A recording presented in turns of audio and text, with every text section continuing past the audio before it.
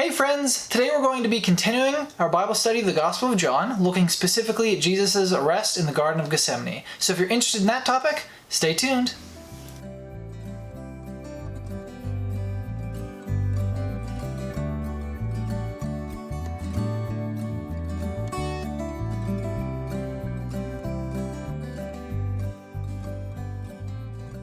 Friends, if this is your first time here, I just want to personally welcome you to the HomeGrown Ministries YouTube channel. I'm DJ, and on this channel I strive to provide you with biblical wisdom and encouragement to strengthen your walk of faith. Now, I don't have a consistent schedule when it comes to uploading videos on YouTube, so if you enjoy today's content and you don't want to miss anything in the future, please make sure you hit the subscribe button down below, click on that bell icon, and then YouTube will let you know the next time I post a video. And if you do subscribe, thank you so much. It really helps me out a lot, and I appreciate your support. Now, if you haven't watched any of the other videos, before I dive into the Gospel of John, I want to provide you some context. So right now, Jesus was in the upper room with his disciples, Judas left, and now the other remaining disciples and Jesus are going to the Garden of Gethsemane to pray. And this is where the passage picks up. So today's Bible reading comes from John chapter 18, verses 1 through 14. I am going to be reading from the NASB version today, but read from whatever version you'd like. If you want to read along with me, I am going to put the words on the screen for you. And if you want to read yourself, just skip about a minute and 40 seconds ahead in this video, and I will catch you guys on the discussion side. So for those of you who are reading along with me, let's dive in the Gospel of John, starting now. When Jesus had spoken these words, he went forth with his disciples over the ravine of the Kidron, where there was a garden, in which he entered with his disciples. Now Judas also, who was betraying him, knew the place, for Jesus had often met there with his disciples. Judas then, having received the Roman cohort and officers from the chief priests and the Pharisees, came there with lanterns and torches and weapons. So Jesus, knowing all the things that were coming upon him, went forth, and said to them, "Whom do you seek?" They answered him, "Jesus the Nazarene." He said to them, "I am he." And Judas also, who was betraying him, was standing with them. So when he said to them, "I am he," they drew back and fell to the ground. Therefore he again asked them, "Whom do you seek?" And they said, "Jesus the Nazarene." Jesus answered, "I told you that I am he. So if you seek me, let these go their way, to fulfill the words which he spoke. Of those whom you have given me, I lost not one." Simon Peter then, having a sword, drew it and struck the high priest's slave, and cut off his right ear, and the slave's name was Malchus. So Jesus said to Peter, "Put the sword into the sheath. The cup which the Father has given me, shall I not drink it?" So the Roman cohort and the commander and the officers of the Jews arrested Jesus and bound him, and led him to Annas first, for he was the father-in-law of Caiaphas, who was a high priest that year. Now Caiaphas was the one who had advised the Jews that it was expedient for one man to die on behalf of the people. Alright, so the first thing I want to talk about is one of my favorite things about the four gospel accounts. You see, the four gospel accounts corroborate each other. And what I mean by that is that something that is left out of one of the gospels is told in another gospel to give you the full, clear picture. And it's interesting because when you talk to detectives or read pieces about detective work where they're actually interviewing eyewitnesses, they'll tell you that if multiple people are telling the exact same story, that story is probably a lie and they've worked together to form a unified story. But if you get true eyewitnesses, you're going to get pieces of a story that are going to be different because they're actually viewed from a different eyewitness. So it still tells the same story, but there's going to be some facts in one story that aren't in another, and vice versa. And that actually proves that those eyewitnesses tend to be telling the truth. So the gospel accounts, the four gospel accounts in the Bible, actually do this. I'm going to give you a great example. The great example that I always like to point out comes from Matthew 26:68. So in Matthew 26:68, after Jesus' arrest, some Roman soldiers are beating on him, and they say in verse 68,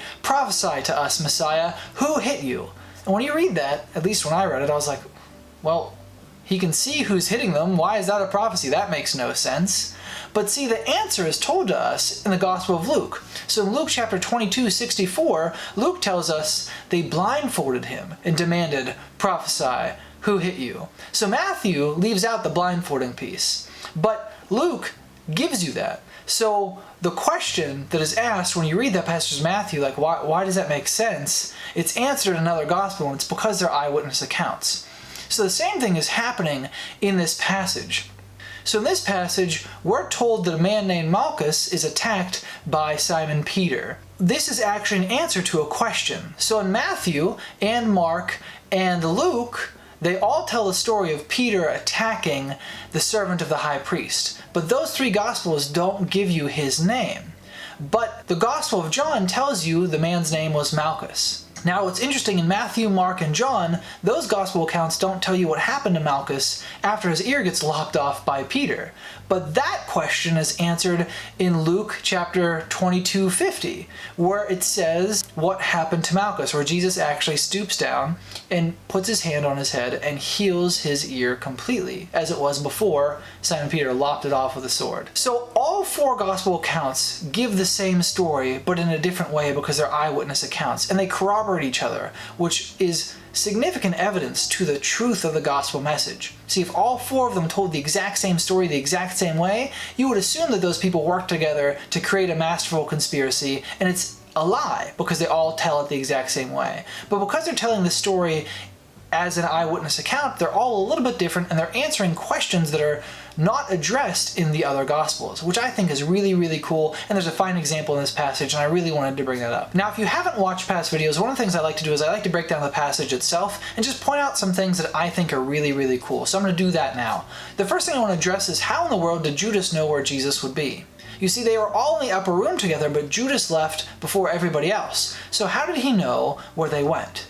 Well, he knew because he had hung out with Jesus for 3 years, following him as a disciple, and knew that at the end of every day, Jesus went to a quiet place to pray. And typically that place was the Garden of Gethsemane. So he knew, without a shadow of doubt probably, although that's not in the gospel, that's a DJism, that Jesus would be in the Garden of Gethsemane. Now, why that's important is because Jesus, as a Christian, should be our example. It should be what we strive to be. And one of the things that I think Christians put on the last item of their agenda in the day is prayer, when really it should be our first item. And so Jesus, time and time again, is going to a quiet place to pray, going to a quiet place to pray. And this is another fine example that Judas knew him so well and knew his patterns so well that he knew that at the end of the day, he closed his day with a prayer to the Almighty Father. And that's a great example for us. And if it's not something you're doing as a Christian, I encourage you to make a habit out of picking a time in your day. It doesn't have to be the end of the day, but just pick a time where you consistently are praying. I know on the days that I miss prayer time, my day is way different than the days that I have prayer with the Father. It just starts my day right, it ends my day right, and I encourage you as a Christian to spend time in prayer, because at the end of the day, God can do more in 5 minutes of your prayer time than you can do on your own in your entire life. So find encouragement in that, friends. So the second thing that I think is really cool is Jesus being God, being the creator of the universe, knowing everything that happens in the timeline of the universe, knows what's going to happen to him, and he goes through with it. You see, he's the creator of the universe. At any point, he could have stopped this. But he knew to redeem his people, he needed to be the ultimate sacrifice for us. And so he loves you and me so much that knowing what would happen, he still chose to go through with it. I don't know about you, but if I knew that I had to die a Roman crucifixion, I probably would back out, because that's really scary. But God, the creator of the universe, loves you so much that he put his love for you over his fear of the cross, which is really, really cool. Now, to reinforce this, the other thing that I want to point out is Jesus obviously has control over this entire situation. Look at the crowd's response when Jesus says, "I am he." Now, that's the English translation. The actual Greek version is just Jesus saying, "I am," which is significant because I am, remember, is the name of Jehovah. So he's telling them, "I am God." And guess what? That statement makes them fall to the ground in fear. Now, the other thing that's really interesting about this, and this is something that I want you to be encouraged by, is that Jesus claims to be God in front of these people, yet their hearts are so wicked and so set in their ways that they still decide to arrest him. So when you go out there and you're evangelizing and talking to people about the gospel, you will have people who willfully, who volitionally choose not to believe, even when you provide them all the evidence in the world, because their heart is deceitful and they want to live in their sins and they want to believe that God doesn't exist. That's what's happening in this passage. Jesus is revealing himself to these people as God. It's so powerful that they fall to the ground, and yet they still decide to arrest him because they don't want to believe it, even though the evidence has been shown to them. So friends, Yes, evangelize, but don't get discouraged when people don't believe you, because even Jesus didn't convince some, and that's powerful. The other thing I want to point out is Peter thinks he's going to take the situation in his own hands and save the day. And what does Jesus do? Jesus rebukes him and says, hey, you can't stop God's will, so don't. And why this is important as a Christian to analyze is that how often do we say, I'm going to do this great thing for God, and then we hit roadblocks and struggles because we're doing it for our pride's sake and not because we really want to bring honor and glory to God. Now, I'm not saying this happens to you or to every situation, but I know I find myself doing things for God, but really they're for me. They're really a pride issue, and I want to puff myself up and say, look at all the great things I'm doing for God. And then I hit all these roadblocks, and I go, why, God? Why aren't you blessing this? And his response is, you're not doing it God's way. You're not doing it in my will. You need to start every project you do, especially when it's for God, in his will. So start those projects with prayer. That way you will do what he wants you to do via his will, and it will be blessed. So Peter tried solving the problem in his own way, and God rebuked him. And he does it to us when we don't put him first. So put God's will first in your life, and you will be blessed. Last and most importantly, this is the thing that I find really fascinating in this passage, is we talk about Caiaphas. Caiaphas is the high priest of the nation of Israel. He is the godly of the godly. And guess what? He's wrong about the Messiah. He's wrong about the creator of the universe. He's wrong about his own God. Why this is important is because as a Christian, you need to test every preacher that you listen to, myself included. Test every teacher, every preacher, everybody you listen to, regardless of how well known they are. Even if they're the Pope, you have to test these people because we are humans, and humans are flawed, and humans get things wrong. Look, Caiaphas, the high priest of the nation of Israel, was wrong about the Messiah. He was wrong about God. If he can be wrong, I can be wrong, and so can any other teacher of the word. You have the gospel. You are blessed with the Bible. Read it and confirm that what you are listening to is true. When you listen to anyone, test what they say. Paul tells us time and time again to test those who teach you, to make sure that they are aligned with the Gospels, to make sure they are aligned with God's Word. Because if a teacher, even if he's famous, says something that doesn't agree with the Gospel, guess what? His message is not from God. So test those things so that way you will not be led astray.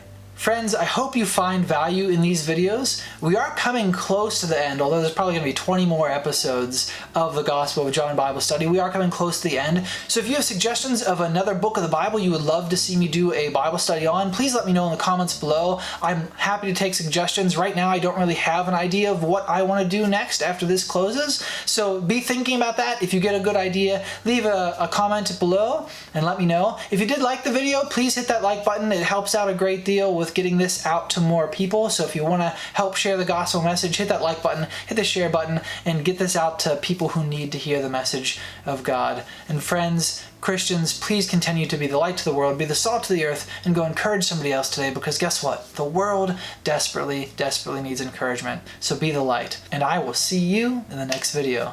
Bye, guys.